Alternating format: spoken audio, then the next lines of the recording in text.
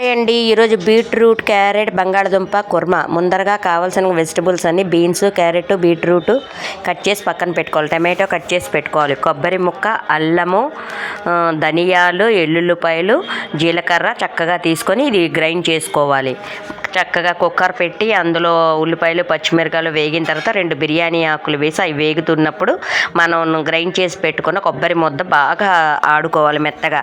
అది బాగా రోస్ట్గా వేగిన తర్వాత అందులో క్యారెట్, బీట్రూట్, బీన్స్, పచ్చి బఠానీ, బంగాళదుంపలు వేసి కొంచెం ఉప్పు వేయాలి.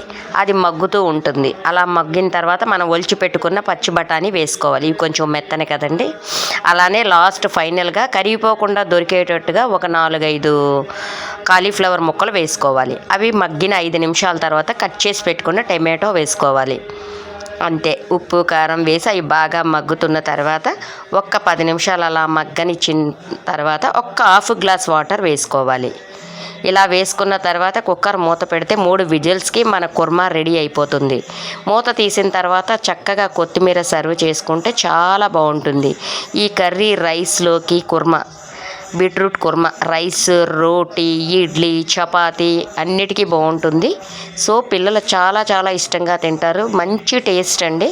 సో ఫ్రెండ్స్, మీరు కూడా ట్రై చేసేయండి. బాయ్.